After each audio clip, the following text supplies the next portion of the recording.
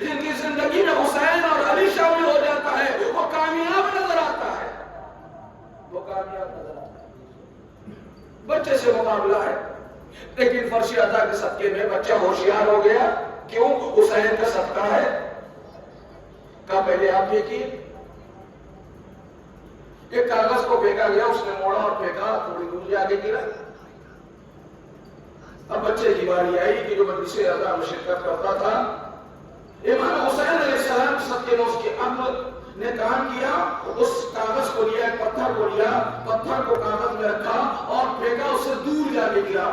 کہا تم بےمانی کر رہے ہو، یہ بات تو نہیں ہوئی تھی کہ پتھر کو رکھ کر کاغذ کو پھینکا جائے، بلکہ کاغذ کو پھینکا جائے۔ بچے نے کہا کہ فقط کاغذ کو پھینکنے کے بعد بھی یہ نہیں تھا کہ پتھر رکھ کے پھینکا جائے، یہ نہ رکھ کے پھینکا جائے۔ سلوات پڑھتے محمد والے محمد۔ یہ مجلسوں میں آنے کا صدقہ ہے، یہ علی علیہ السلام کا صدقہ ہے، یہ حسین علیہ السلام کا صدقہ ہے کہ ہمارا بچہ بھی مجلس کے صدقے میں ہوشیار ہو جاتا ہے۔ اور یہ ہوتا کہاں سے؟ تربیت والدین سے، تربیت والدین سے۔ والدین جیسی تربیت اپنے بچے کی کریں گے، ویسا اس کا بچہ رشنما کرے گا، ویسا اس کا بچہ کامیاب ہوگا۔ ہمیں دیکھنا ہے ہماری تربیت کیا ہے اور اہل بیت کی تربیت کیا ہے۔ ہماری تربیت اور اہل بیت کی تربیت، چونکہ جوان سے اور بزرگان سے بہتر جانتے ہیں اپنے بچوں کے لیے، ان بچوں کے لیے، ان جوانوں کے لیے، کہ تربیت اولاد سے پہلے ہمیں تربیت والدین کرنا چاہیے، یعنی اپنے بچوں کو عمل کرانے سے پہلے خود عمل کرنا چاہیے، خود عمل کرنا چاہیے۔ اگر خود عمل نہیں کر رہے ہیں تو پھر بچوں سے بھی توقع نہ کرے کہ وہ عمل کرے گا، بچوں سے بھی توقع نہ کرے۔ اور یہ حصول زندگی ہمیں اہل بیت کے گھرانے سے ملتا ہے، یہ حصول زندگی ہم کو اہل بیت کے گھرانے سے ملتا ہے۔ ہم نے اپنے بچے کا ایڈمیشن بہت مہنگے اسکول میں کروایا، اور کروانے کے بعد ہم بچے کو کہتے ہیں بیٹا جلدی سو جاؤ اس لیے کہ صبح اسکول ہے۔ تربیت اولاد، بیٹا اسکول ہے، ہماری جاب لگی 8 بجے اور 9 بجے، ہم 1 گھنٹہ دیر سے نہیں جا سکتے، الارم لگایا اور اس کے بعد کہہ کے سوتے ہیں بیگم اٹھا دیجئے گا، نوکری پہ دیر سے جائیں گے پیسہ کٹ جائے گا، نوکری چلی جائے گی، نوکری چلی جائے گی۔ بچے کو کہہ رہے ہیں بیٹا جلدی سو جاؤ اسکول چھوٹ جائے گا، اس لیے کہ فیس بڑی مہنگی ہے، فیس بڑی مہنگی ہے۔ کیا ہماری یہ تعلیم کے جو بچے کو دے رہے ہیں، کیا اس سے بچہ کامیاب ہو جائے گا؟ ذرا سورہ جمعہ پڑھیے، جو ہر جمعہ کو آپ نماز پڑھتے ہیں، والذی بعث فی الامین رسول بالأمیۃ علیہم آیات یزکیہم ویعلمہم الکتاب والحکمہ۔ رسول اللہ کو کیوں بھیجا؟ اس پوری آیت میں ہم کو ایک جملے سے کام ہے، ویزکیہم ویعلمہم الکتاب والحکمہ۔ پہلے انسان کو تزکیہ نفس کرنا چاہیے، پھر تعلیم حاصل کرنا چاہیے۔ صلوات بیٹے محمد والے محمد۔ تعلیم کا فائدہ تب ملے گا جب انسان تزکیہ نفس کرے گا، انسان کا نفس پاکیزہ ہوگا، تب انسان کی تعلیم کا فائدہ ملے گا۔ اس بچوں کو جو تعلیم دے رہے ہیں آپ صبح اٹھا کے، کیا یہ فائدہ ملے گا اس تعلیم کا؟ کیا اس سے انسان کا تزکیہ ہو جائے گا؟ کیا رات میں بچے سے یہ کہنا چاہیے بیٹا 7 بجے اسکول ہے، 6:30 بجے تمہیں اٹھنا ہے؟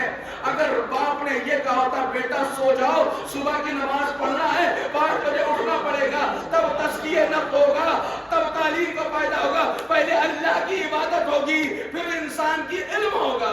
ایک صلوات بیٹے محمد والے محمد۔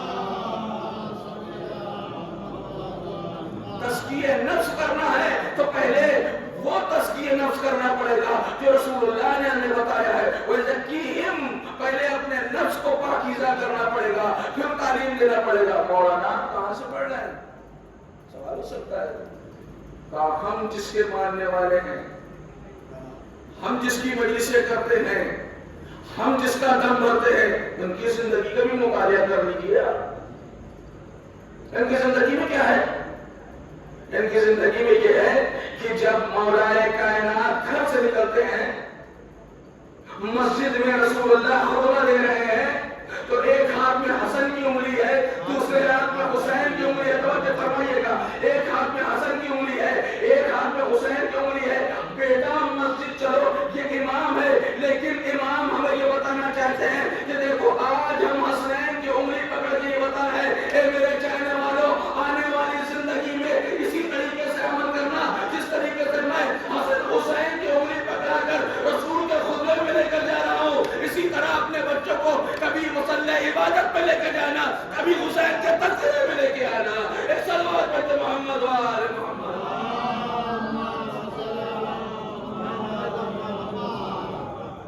یہ تزکیہ نفس، یہ ہمیں کہاں سے درس ملتا ہے؟ اہل بیت کے گھرانے سے. اہل بیت کے گھرانے سے یہ ہمیں درس دیتے ہیں تو ہم سیکھتے ہیں. یہاں سے مل رہا ہے نا، حسنین کو انگلی پکڑ کے. اور دیکھیے مجلسے میں بچہ آتا ہے اور والدین بھیجتے ہیں تو فقط بھیجیے، فراموش نہ کر دیجیے. بچے کو اگر اسلامک بنانا ہے، اس کی زندگی کو کامیاب کرنا ہے، تو جب بچہ گھر جائے تو بچے سے پوچھئے، بتائیے مولانا نے پڑھا کیا ہے؟ کہا یہ مولانا آپ کیا نئی نئی بات دے رہے ہیں، ٹائم کس کو ملتا ہے؟ کہا انہی کی زندگی سے آپ سیکھ لیجئے. کس کی زندگی کا جس کا ہم تذکرہ کر رہے ہیں؟ امام حسن امام حسین. ان کی زندگی میں کیا تھا؟ جب مولا کائنات مسجد میں لے کے جاتے تھے، رسول اللہ خطبہ دیتے تھے، اور جب حسنین کریمین گھر واپس آیا کرتے تھے تو ماں سیدہ پوچھتی تھی، بیٹا بتائیے بابا نے کیا بیان کیا ہے؟ بیٹا بابا نے کیا بیان کیا ہے؟ اور حسنین بیان کیا کرتے تھے. پتہ یہ چلا ہمیں یہ بتا کر کہ گھر میں اماں کو جا کر بتانا، تاکہ یہ پتا چلے کہ رسول اللہ نے کیا بیان کیا. مجلسوں میں جانے کے بعد مائیں پوچھا کرے، بتائیے آج مجلسوں میں کیا پڑھا گیا ہے، تو بچہ بھی تربیت یافتہ ہوگا، ماں کو بھی پتا چلے گا کہ آج اصول زندگی میں مولانا نے کیا پڑھا ہے، امام حسن کی کیا باتیں بیان کی ہے، رسول اللہ کی کیا باتیں بیان کی ہے. ایک صلوات پڑھتے محمد وآل محمد.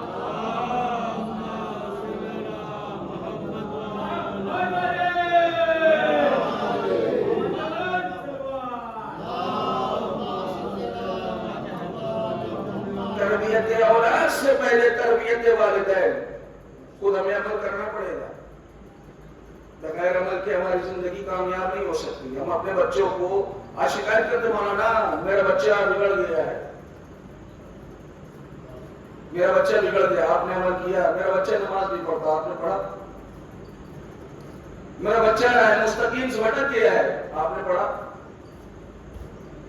نہیں. پہلے والدین کو والدین کر کے دکھائے گئے. آزان ہو رہی ہے، ٹی وی چل رہی ہے، آزاد کے ساتھ آزان ہو رہی، ٹی وی چل رہی ہے، میرا بیٹا تو ٹی ویاں دیکھتے رہتا ہے. تربیت والدین میں کیا ہے؟ 5 دن تک والدین ٹی وی کو بند کر دے، 6 دن بچے سے کہنے کی ضرورت نہیں پڑے گی. اب آزان ہوگی، چاہے ٹی وی پر جو چل رہا ہو، 6 دن بچہ کہے گا بابا آزان ہو رہی ہے، پہلے نماز پھر اور کام. یہ ہمیں کرنا پڑے گا. کیوں؟ اس لیے کہ زندگی امام حسنین نے ہمیں بتائی ہے، امیر المؤمنین نے ہمیں بتائی ہے، امیر المؤمنین نے بتائی ہے. رسول اللہ کے گھرانے سے ہمیں پتا چلا ہے کہ پہلے والدین کو عمل کرنا پڑے گا، پھر بچے عمل کریں گے، پھر بچے عمل کریں گے. اگر والدین عمل نہیں کر رہا تو بچے بھی عمل نہیں کر رہے. حاکم دوم کے زمانے میں، ایک سلوات پڑھتے محمد وآل محمد. حاکم دوم کے زمانے میں، حاکم دوم کے زمانے میں حاکم دوم کا بیٹا گناہ کرتا ہے، گناہ کرتا ہے، بڑا گناہ سنا کرتا ہے. اس کو پکڑ کے لایا گیا. دربار اکٹھا ہے، دربار میں کم سے کم 200 لوگ تو ہوں گے، 200-400، جتنا بڑا دربار رہا ہو، کم سے کم 200 لوگ یا 100 لوگ. اتنے بڑے دربار میں حاکم دوم کے بیٹے کو پکڑ کے لایا گیا. کیا گناہ ہے؟ اس نے زنا کیا ہے، حاکم نے آواز دیا، فیصلہ سنا دیا، 100 کوڑے مارے جائے، 100 کوڑے مارے جائے، حاکم کا بیٹا 100 کوڑے۔ بیٹا بھی کہتا ہے کہ مجھے کوڑے وہی مار سکتا ہے جو کبھی اس گناہ میں ملوث نہ ہو،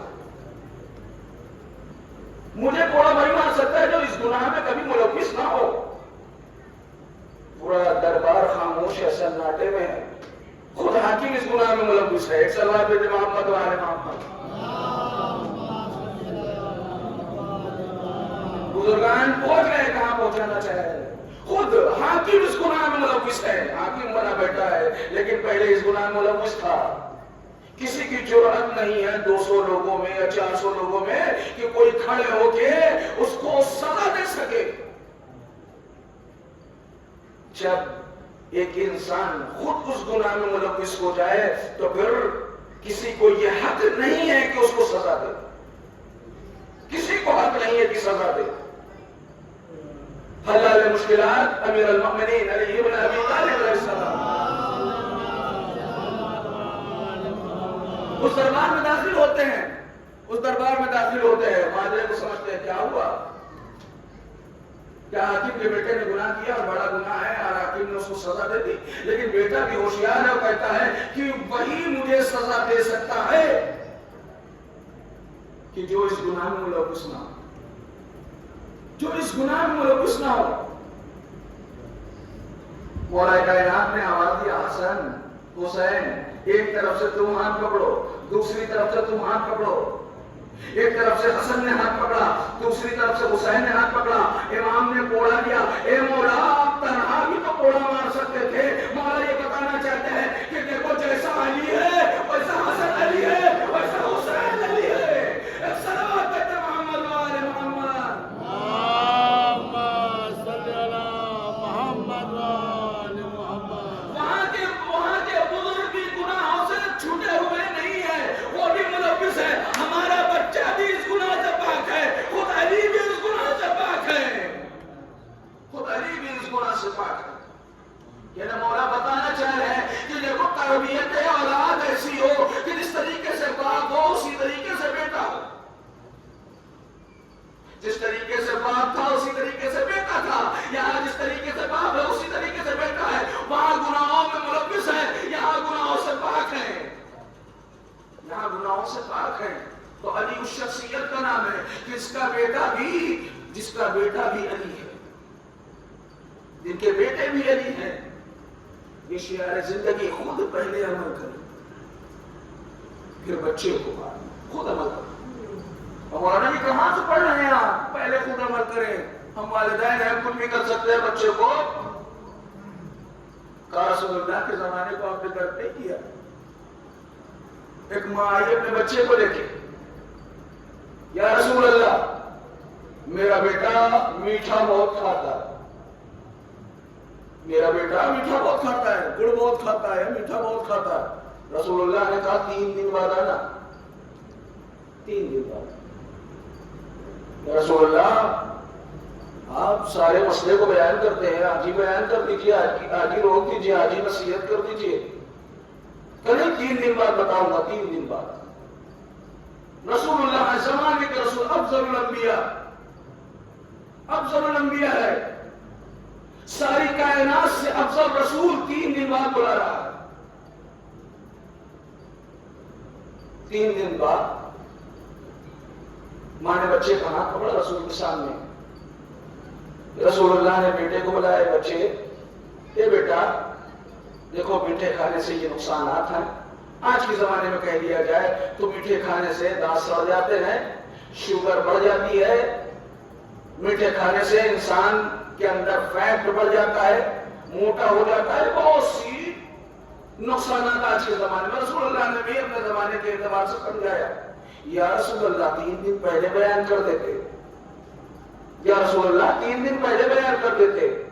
رسول اللہ نے کہا اس وقت انسان کسی کو کوئی کام منع نہیں کر سکتا جب تک وہ خود کر رہا ہے منع نہیں کر رہا، پہلے خود باز آ جائے پھر منع کرے۔ رسول نے کہا 3 دن پہلے میں بھی میٹھا کھاتا تھا، میں نے پہلے ترک کیا ہے پھر بچے کو نصیحت کی ہے، تو نصیحت تب اثر انداز ہوتی ہے پہلے خود گناہوں سے پاک ہو جائیں پھر دوسرے کو گناہوں کو نصیحت کریں۔ ایک صلوات پڑھتے محمد و آل محمد۔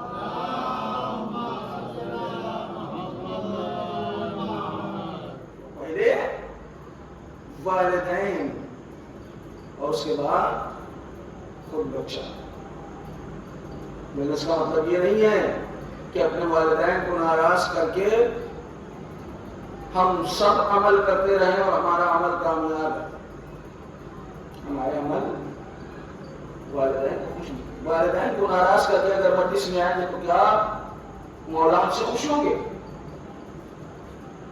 ہم مرثیہ بھی پڑھ رہے ہیں، ہم نوحہ بھی پڑھ رہے ہیں، ہم مجلسیں بھی پڑھ رہے ہیں، فرض بھی بچھا رہے ہیں، تبرک بھی بانٹ رہے ہیں، ساری چیزیں، کیا ہم سے ہمارا مولا خوش ہوگا؟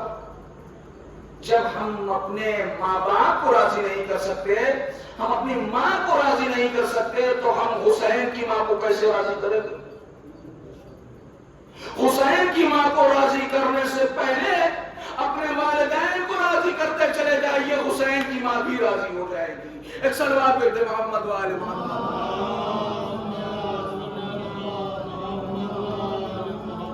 حسین کی ماں بھی راضی ہو جائے گی، سیدہ راضی ہو جائیں گے۔ ماں باپ سے بچے ناراض ہیں چھوٹی چھوٹی باتوں پر، گھر کا ماحول بگڑا ہوا ہے۔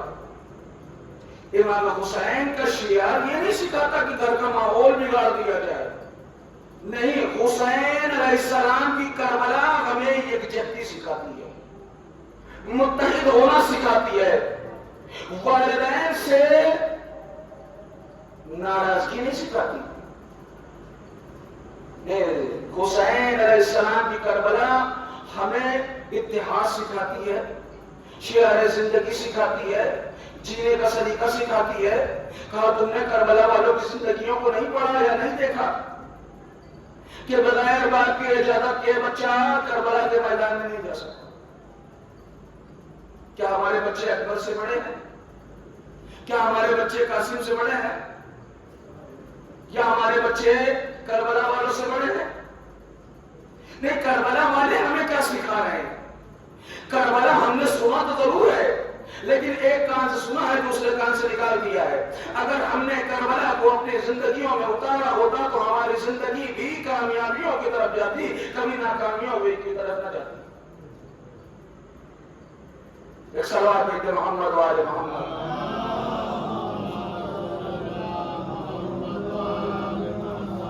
ہم نے اپنی اولادوں کو تربیت اولاد میں پہلے خود عمل کریں، اس کے بعد اپنے بچے کو۔ ہم جس چیز پر عمل نہیں کر رہے ہیں تو پھر اپنے بچوں سے کیا توقع رکھیں؟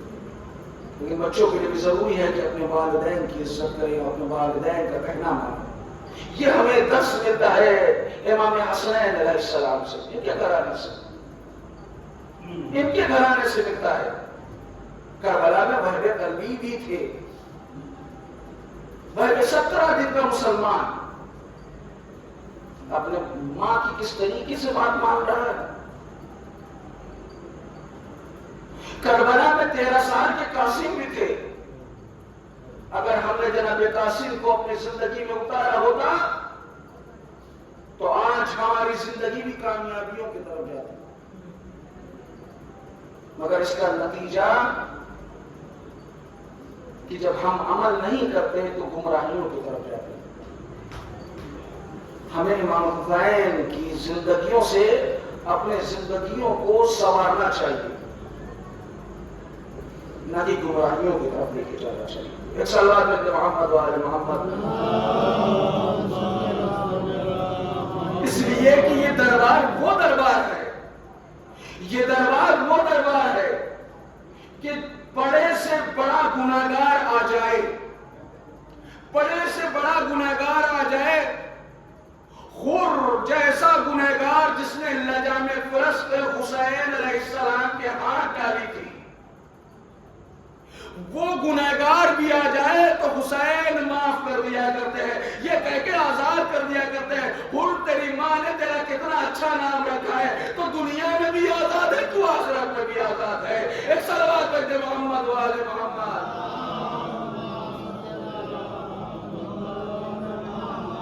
اس دربار سے کوئی خالی ہاتھ نہیں جاتا. اس دربار سے ہر انسان لے کر اٹھتا ہے. اپنا آ جائے تو خدا کے قریب ہو جاتا ہے، غیر آ جائے تو اسے بھی ملا کرتا ہے. غیر آ جائے تو اسے بھی ملا کرتا ہے. جتنا بڑا گنہگار آ جائے. امام حسین کے دربار میں جب امام حسین اس دنیا میں آئے تھے، امام حسین کا دربار، امام حسین خود کیا ہے، ان کی زندگیوں سے ہمیں سیکھنا کہ امام حسین خود کیا ہے. کہ اتنا بڑا گنہگار کہ جس نے معصیت کیا تھا، جو فرشتہ نے معصیت کیا تھا، تکبر کیا تھا کہ مجھ سے فطرس. اور جب حسین اس کائنات میں آئے ہیں تو حسین کے جھولے سے پکڑ کیا ہے. اب فطرس دوبارہ اسی عالم میں واپس جا رہا ہے. اے فطرس، تیرے بالوں پر اللہ نے لے لیے تھے اور دوبارہ اس انداز میں جا رہا ہے. کہا یہ حسین نے دیا ہے، یہ دوبارہ نہیں دیتا. صلوات محمد والے محمد.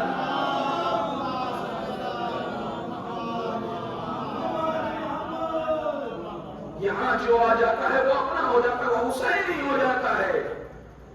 جو حسین ہی ہو جاتا ہے. اس دربار میں آنے کے بعد انسان بلندیوں کی طرف آ جاتا ہے. فطرس جیسا انسان. جب حسین کے دربار میں کوئی آ جائے تو پھر انسان اپنے آپ میں فخر محسوس کرتا ہے. کیوں؟ اس لیے کل بیان کیا تھا فرشتے آنے میں، یہاں فرشتے آنے کے لیے ضد کرتے ہیں کہ وہ جگہ بتائیے کہ جہاں مجلس ہوگی. کیوں؟ یہاں پر معمولی شخصیت آپ کے درمیان نہیں بیٹھی ہے. معمولی شخصیت نہیں بیٹھی ہے. ایک بات اور ختم دعا. معمولی شخصیت نہیں بیٹھی. آپ کسی پرائم منسٹر کے پاس بیٹھے تو کس انداز میں بیٹھتے ہیں. سی ایم پی ایم کسی بڑے پوسٹ والے کے پاس آپ بیٹھے تو کس انداز میں بیٹھتے ہیں. کس انداز میں بیٹھتے ہیں کہ بڑی شخصیت بیٹھی ہوئی ہے. عزت کے ساتھ بیٹھتے ہیں، سر جھکا کے بیٹھتے ہیں. سر جھکا کے بیٹھتے کیوں؟ اس لیے کہ ملک کا پردھان منتری ہے، ملک کا پرائم منسٹر ہے، سی ایم ہے، بڑی پوسٹ والا ہے، اونچے مقام والا ہے. کیا اہل بیت سے بڑا اونچا مقام کوئی رکھتا ہے؟ کیا اس سے بڑا کوئی بڑا مقام رکھتا ہے؟ ہم ایک بڑی شخصیت سے مل کے آئے تو اپنے آپ میں کہتے ہیں ہم پی ایم سے مل کے آئے ہیں، ہم سی ایم سے مل کے آئے ہیں. ہم روز کبھی سیدہ ہمارے درمیان موجود ہے، کبھی زینب ہمارے درمیان موجود ہے، کبھی سکینہ ہمارے درمیان موجود ہے. ایک صلوات پڑھتے محمد والے محمد. اس درمیان ساری کائنات سے بڑے موجود ہیں. ساری کائنات سے ہم کوئی معمولی جگہ پر نہیں بیٹھے ہوئے ہیں. ہمارے درمیان معصوم بیٹھے ہوئے ہیں. ہمارے درمیان معصوم. کیوں؟ یہ حسین کا در ہے. یہ حسین کا در ہے. خالی آئیں گے بھرے جائیں گے. خالی آئیں گے بھرے جائیں گے. کیا جس عالم میں بھی ہو. کیوں؟ حسین وہ ہے کہ جو ہر عالم میں ہمیں عطا کرتے ہیں. تو پھر حسین کے بتائے ہوئے راستے پر ہمیں عمل نہیں کرنا چاہیے. مثلی لا یرعى مثلا. اس کو اپنی زندگی میں اگر ہم اتار لیں تو ہم کبھی گمراہیوں کی طرف نہیں جائیں گے. ہم کبھی گمراہیوں کی طرف نہیں جائیں گے. ہم اس راستے پہ جائیں گے جو حسین علیہ السلام ہم سے چاہتے ہیں. کیا چاہتے ہیں؟ تقرب الی اللہ اختیار کر لیں. میرے چاہنے والے تقرب الی اللہ اختیار کر لیں. اگر تقرب الی اللہ اختیار کر لیں گے تو ان کی دنیا بھی آباد ہے، ان کی آخرت بھی آباد ہے. دنیا اور آخرت بھی آباد ہے. ہاں عزیزو،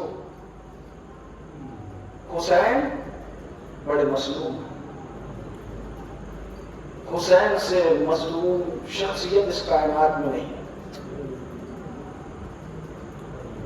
دین ہمارے پاس بڑی آسانیوں سے نہیں پہنچا، بڑی مشکل سے پہنچا. دین بڑی مشکلوں سے پہنچا ہے. جس زمانے کو دیکھ لیجئے دین بڑی مشکلوں سے پہنچا ہے. آج ہمارے پاس ساری فیسلٹیز موجود ہے، لیکن اس زمانے میں کہ جب ائمہ کا زمانہ تھا تو ہمارے امام قید خانوں میں بھی رہے، ساتھ میں امام کی ایک زندگی، ایک حصہ زندگی قید خانے میں گزری ہے۔ خود امام زین العابدین علیہ السلام کی زندگی قید خانے میں ہے، ہتھکڑی اور بیڑی میں گزری ہے۔ خود امام حسین کا دور کس طریقے سے گزرا ہے، خود امام حسن کا دور سن 40 ہجری کے بعد کتنا سخت گزرا ہے، کتنے اذیتوں کے ساتھ دین ہم پر پہنچا، ہم تک پہنچا ہے، قربانیوں سے ہوتا ہوا ہمارے پاس دین پہنچا ہے۔ تو ہمیں بھی چاہیے کہ دین میں جو اراکین ہیں اس پر ہمیں عمل کرنا چاہیے۔ ہاں عزیزو، حسین بن علی کہ جب کوفے والے خط پر خط بھیج رہے تھے، خط پر خط بھیج رہے تھے کہ اے مولا ہم آپ کی منتظر ہیں، سب سے کم 18,000 خط امام حسین علیہ السلام کے پاس پہنچے، 40,000 تک روایت ملتی ہے، 18,000 بہت ہوا کرتے ہیں۔ اور کسی خط کا امام نے جواب نہیں دیا۔ کوئی لکھتا تھا کہ ہماری کھیتیاں لہلہا رہی ہیں، کوئی کہتا تھا مولا ہم منتظر ہیں آپ آئیے، دنیا اس طریقے سے ہے۔ لیکن آخری میں خط لکھا کہ اے مولا آپ یہاں تشریف لے آئیے تاکہ ہماری ہدایت ہو سکے، آپ نہ آئیں گے تو قیامت کے دن آپ کے نانا رسول اللہ سے ہدایت کے واسطے امام حسین علیہ السلام نے جناب مسلم کو اپنا سفیر بنا کر بھیجا، اپنا سفیر بنا کر بھیجا ہے۔ کربلا کے شہیدوں میں کربلا سے پہلے سب سے پہلا شہید جناب مسلم، جناب مسلم امام حسین نے سفیر بنا کے بھیجا۔ اور کوفے میں جب جناب مسلم والد ہوئے تو آپ کا استقبال ہوا، ہزاروں کی تعداد میں آپ کے ہاتھوں پر بیعت ہوئی۔ جناب مسلم نے خط لکھ دیا کہ یہاں کے حالات سب ٹھیک ہیں، اور یہ خبر حاکم کوفہ کے باہر پہنچی، یزید تک پہنچی۔ یزید نے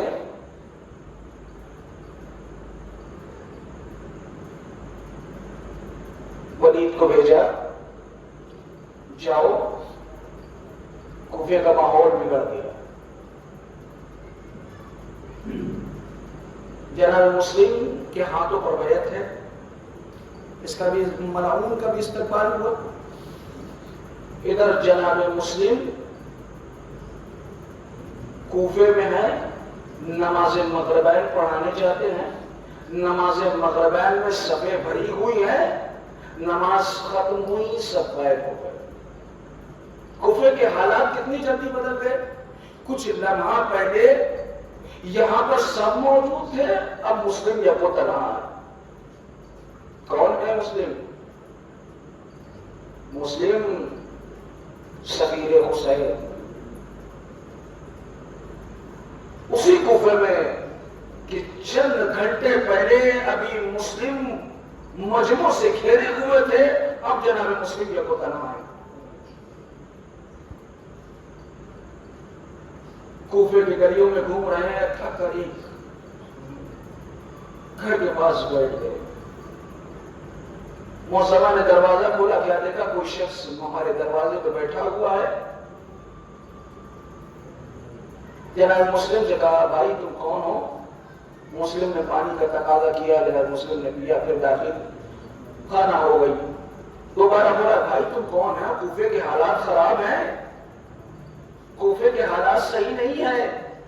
جناب مسلم نے کہا کہ جس کا کوئی گھر ہو وہ اپنے گھر جائے، یہ مسلم اس جگہ غریب ہے، غریب الوطن ہے۔ آپ کون ہیں؟ میں مسلم ابن عقیل، حسین ابن علی کا سفیر۔ تم میرے آقا کے سفیر ہو، تم مسلم ہو، تم میرے آقا ہو۔ اے آقا گھر میں تشریف لے آئیے، گھر میں تشریف لے آئیے۔ مسلم نے تھوڑا پانی مانگا، تاکہ وضو کر لے مصلی عبادت پر. مسلم مصلی عبادت پر پہنچ گیا. جب اس کا بیٹا حارث گھر میں داخل ہوا تو کچھ آہٹ محسوس ہوئی. کون ہے؟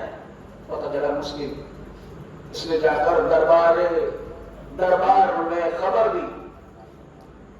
جب تو خبر پہنچی تو صبح نمودار ہوئی 500 سپاہی اس معظمہ کے گھر واپس آ گئے. 500 سپاہی، ایک مسلم کے لیے 500 سپاہی.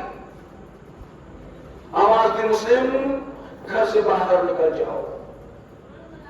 کیوں؟ اگر گھر کے باہر نہ نکلے تو گھر میں داخل ہو جائیں گے. آج اس جملے سے سن 11 ہجری کا سیدہ کا دروازہ یاد آ گیا. کیا وہ زمانے کے ملعون تھے؟ اگر ابو الحسن کو گھر کے باہر نہ نکالا تو گھر میں آگ لگا دی جائے گی. آج سن 60 ہجری کا کوفہ ہے. شاید مسلم نے سوچا ہوگا اب گھر سے باہر نکلنا چاہا، معظمہ نے روکا، اے آقا رو جائیے، یہ آپ کو قتل کر دیں گے. اے معظمہ، اگر میں گھر کے باہر نہ گیا تو یہ ملعون آپ کی عیادت کریں گے. اے مسلم، ابھی آپ خانموں کی اتنی عزت کر رہے ہیں کہ گھر کے باہر جا رہے ہیں، لیکن 60 ہجری کا کوفہ ہوگا، یہی آپ کی بہنیں ہوں گی.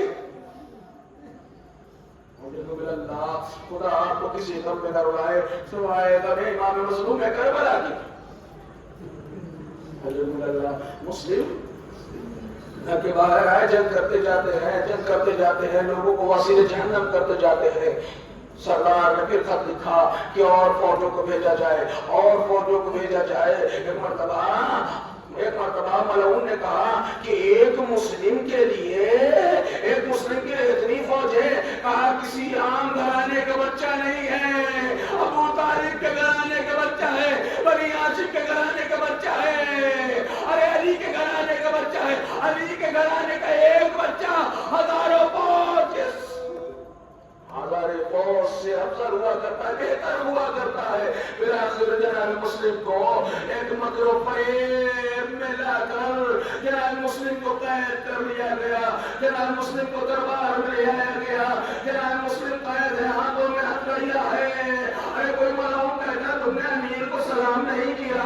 جناب مسلم کہتے ہیں میں ہر وقت اپنے امیر کو سلام کرتا ہوں. میرا امیر جہاں ہے میں آواز دیتا ہوں السلام علیکم یا ابا عبداللہ، السلام علیکم یا ابن رسول اللہ. میں اپنے امیر کو بلاکر گفتگو تمام ہوئی. حکم دے دیا گیا کہ جناب مسلم کو قتل کر دیا جائے.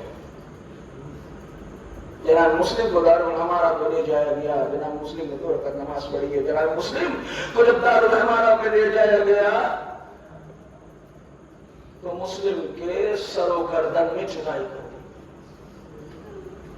ہائے مظلوم مسلم، کوفے میں یکو تنہا ہے. مسلم کو کوفے میں قتل کر دیا گیا. ادھر حسین کے لیے مسلم نے لکھ دیا تھا کوفے کے حالات صحیح ہو گئے. کوفے کے باہر ارے جناب امام حسین کے اندر ایک بے قراری پیدا ہو گئی. سمجھ گئے میرا مسلم اس دنیا میں نہیں رہا. ارے کوفے کے دروازے پہ 2 شخص آئے. کیا دیکھا کوئی ہے جو کوفے کے دروازے سے آ رہا ہے؟ قریب بلایا، اے بھائی ذرا کوفے کے حالات بتا دو. ارے لوگوں کو دیکھا، کہا اے آقا ارے ذرا خیمے سے ہٹ جائیے تاکہ ہم آپ کو باتیں بتا سکے. کہا نہیں، ان سے کوئی راز پوشیدہ نہیں ہے. آواز دی اے آقا جب ہم کوفے سے چلے تھے مسلم قتل ہو چکے تھے، ان کے پیروں میں رسیاں تھی. سالم مسلم کے جنازے کو ارے کوچا گھما رہا تھا. ایک مرتبہ حسین نے یتیم مسلم کو بلانے کے بعد اپنے زانوں پر بٹھایا، دستے شکر پہ دے پھیرا. ارے یہ منظر سکینہ دیکھ رہی تھی. سکینہ نے دیکھا ارے جب کوئی یتیم ہو جاتا ہے تو اس کے سر پر دستے شکر پھیرا جاتا ہے. ارے لیکن آئے رے سکینہ باتیں عاشور کیا دیکھا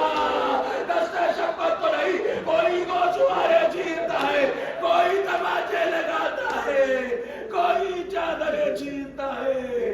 ارے بچی آواز دیتی ہے بابا ظالم تماچے مار رہا.